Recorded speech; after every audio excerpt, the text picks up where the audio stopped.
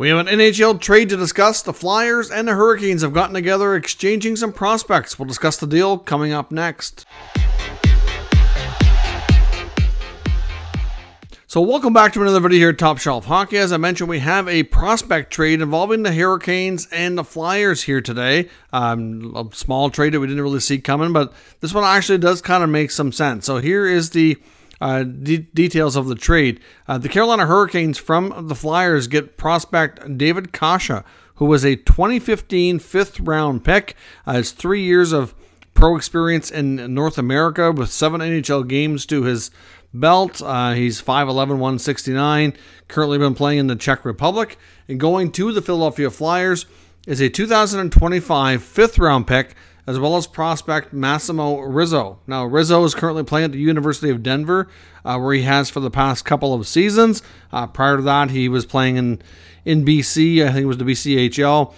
He was a 2019 seventh-round pick. So, obviously, a couple of, I guess you go, not really long shot prospects, but a couple of guys that certainly didn't have a high upside at the time of the draft. Now, Rizzo's draft stock has certainly risen since then. His numbers at the University of Denver the last couple of years, I think, has gotten some attention.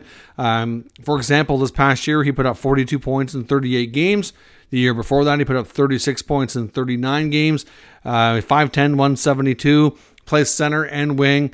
He's got a very good offensive talent. They say he's got silky hands and good offensive instincts, good hockey IQ. The setback is that his skating is not quite at the level where it's going to need to be to have success at the NHL. Now, we've seen some other players be really good offensively and be able to slow the game down enough that the skating is not necessarily a huge deal. Some of these guys have had to work on things as well over time, so I'm sure this is something that he can likely overcome with the Flyers being in rebuild mode.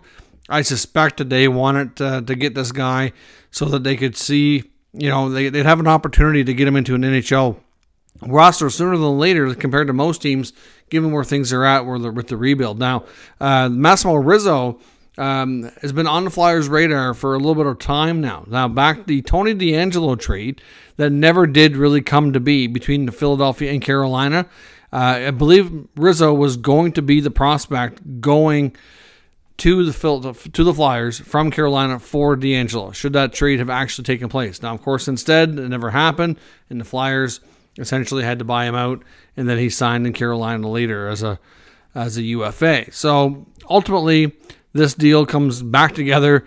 It gets a little bit differently. Now, in the case of Carolina getting David Kase, that's actually Ondrej Kase's brother, so I'm sure a player they're familiar with to some degree.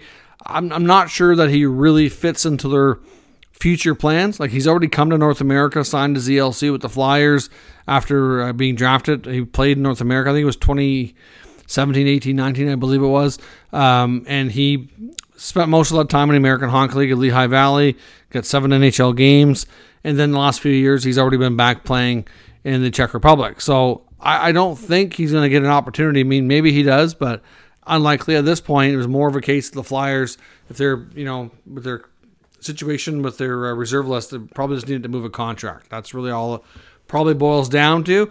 So ultimately, Kase goes to Carolina, probably never comes back to North America to play. The Flyers get Rizzo and a fifth-round pick. Now, ultimately, Rizzo probably wasn't going to sign in Carolina anyways, given they have such a deep roster and where he's at with his development. He probably wasn't going to get an opportunity. He may go back to the University of Denver this fall, which is kind of where things are leaning towards, but you never know. Maybe the Flyers talk to him and they sign him and he goes pro. We'll see. If not, I would suspect he'll turn pro next year, and the Flyers likely do give him a chance, but it's hard to say if he works out or not. At this point, it's really a pretty low risk move here for both sides to take the chance that nothing either happens for either of these guys.